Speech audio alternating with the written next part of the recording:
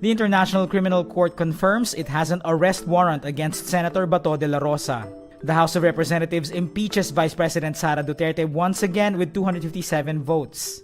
Senator Alan Peter Cayetano replaces Senator Tito Sotto as the new Senate President.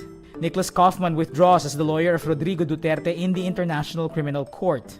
And 24 of the 38 Filipino crew members of the hantavirus-hit cruise ship will undergo a 42-day quarantine in the Netherlands.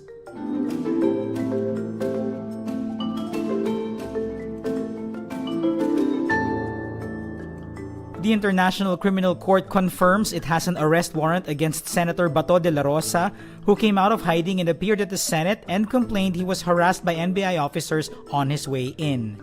A spokesperson for the ICC says the International Criminal Court confirms that the document published by national authorities of the Republic of the Philippines and circulated in media is indeed a formal ICC document. This comes after former Senator Antonio Trillanes IV also showed up at the Senate bearing a copy of the ICC warrant. CCTV footage shows De La Rosa running away from Trillanes and the National Bureau of Investigation, whom he said tried to bar him from the day's session.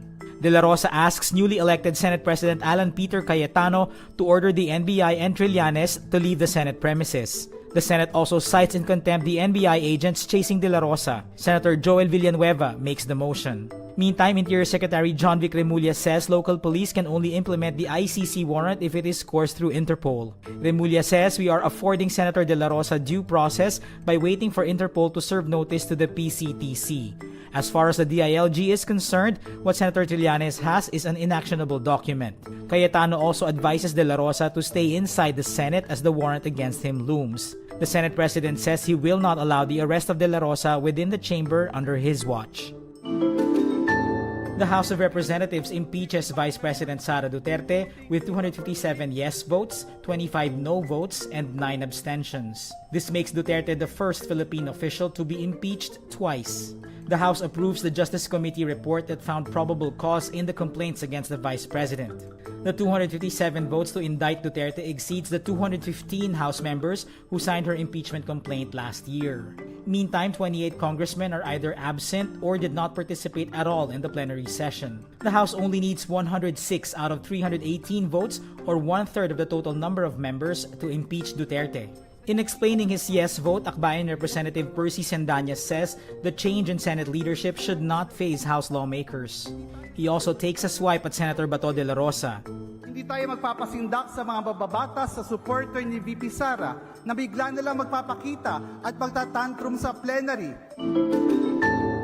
Senator Alan Cayetano is the new Senate President, ousting Senator Tito Sotto. The change of leadership was triggered by Senator ICYMI Marcos, who nominated Cayetano. This comes as Vice President Sara Duterte faces a looming impeachment trial. After the House votes to impeach Duterte, Cayetano, a political ally of the Duterte family, is set to preside over the impeachment court. At least 13 senators support Cayetano's leadership, which are Senators Loren Legarda, Camille Villar, Mark Villar, Joel Villanueva, ICYMI Marcos, Cheese Escudero, Robin Padilla, Bongo, Rodante Marcoleta, Bato de la Rosa, Pia Cayetano, Jinggoy Estrada, and Tito Sotto. Senators Bam Aquino, Ping Lacson, Risa Ontiveros, Alan Cayetano, Erwin Tulfo, Raffy Tulfo, Dito Lapid, Win Gatchalian, and Kiko Pangilinan vote for Sotto. Senators JV Ejercito and Migs Zubiri abstain. By tradition, the contenders for the Senate's top post vote for each other. Meantime, after months of being absent from the Senate, De La Rosa also shows up to support Cayetano. Nicholas Kaufman has requested the International Criminal Court to remove him as the lawyer of former Philippine President Rodrigo Duterte. Kaufman adds the defense team visited Duterte on Thursday, May 7, where the former president expressed his desire to hire replacement counsel. Kaufman represented Duterte from his arrest on March 11, 2025 until the release of the ICC Appeals Chamber's ruling on Duterte's challenge to jurisdiction last April. Kaufman also says he had already talked to his replacement, whom he didn't name, who he says is ready to take over immediately. Duterte's new counsel will also represent him during the case's status conference on May 27. Department of Migrant Workers Secretary Leo Cacdac says 24 of the 38 Filipino crew members of the hantavirus-stricken MV Hondios will head to the Netherlands for a 42-day quarantine. Kakdak says 4 of them disembarked at the Canary Islands May 10, while the remaining 20 will disembark on May 11. These 24 crew members held stewardship positions on the ship. The remaining 14 Filipino members are assigned to the deck and engine and will sail to the port of Rotterdam to be quarantined after.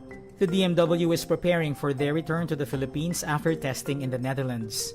Meantime, Health Secretary Teodoro Herbosa notes additional testing upon the seafarers' arrival is unnecessary since they've been quarantined. World Health Organization Director General Tedros Ghebreyesus affirms another pandemic from hantavirus is unlikely based on assessments. Ghebreyesus says this is not another COVID and the risk to the public is low. Everyone shouldn't be scared and they shouldn't panic. And that's today's wrap. I'm JC Gotinga. Thank you for watching. Click the link below for the full story. For more updates, download the wRap.